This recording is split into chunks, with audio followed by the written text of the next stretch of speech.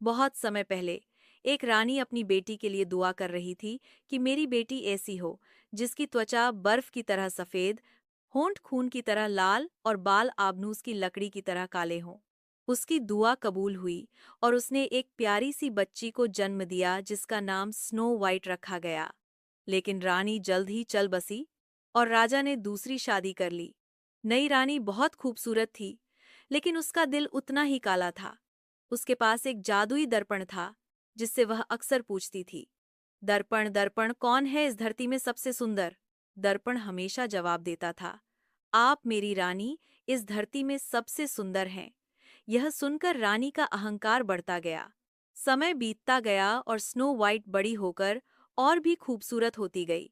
एक दिन जब रानी ने हमेशा की तरह दर्पण से पूछा, तो दर्पण ने जवाब दिया, रानी, आप सुंदर हैं, यह सच है, लेकिन स्नो वाइट 1000 गुना ज्यादा खूबसूरत है। यह सुनकर रानी गुस्से से आग बबूला हो गई।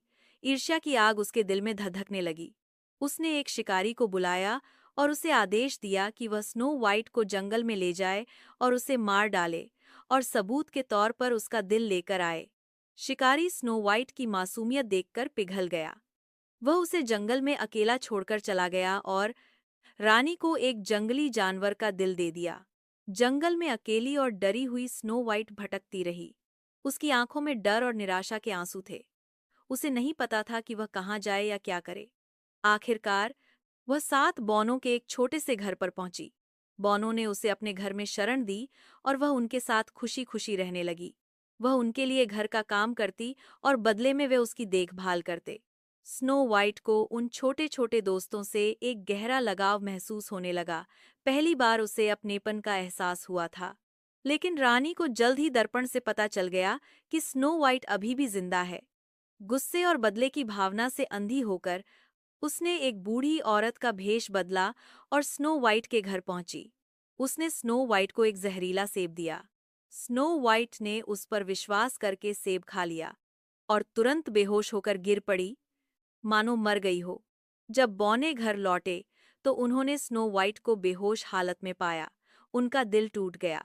वे उसे एक कांच के ताबूत में लिटाकर जंगल में ले गए और वहीं उसके पास बैठकर दुखी होते रहे। बौनों का दुख असहनीय था। उन्होंने अपनी प्यारी दोस्त को खो दिया था। एक दिन एक राजकुमार जंगल से गुजरा और उसने स्नो वाइट को ताबूत में लेटे हुए देखा। उसकी सुंदरता देखकर वह मोहित हो गया और उसने बौनों से उसे ले जाने की अनुमति मांगी। जब राजकुमार के नौकर ताबूत उठा रहे थे तो गलती से वह हिल गया और स्नो वाइट के गले में फंसा हुआ सेब का टुकड़ा निकल गया। स्नो वाइट की आंखें खुलीं। राजकुमार की खुशी का ठिकाना नहीं रहा। स्नो वाइट भी उसे देखकर खुश हुई। पहली नजर में ही दोनों को प्यार हो गया। राजकुमार ने स्नो वाइट से शादी करने का प्रस्ताव रखा और वह खुशी खुशी मान गई। उनकी शादी में बुरी रानी को भी बुलाया गया।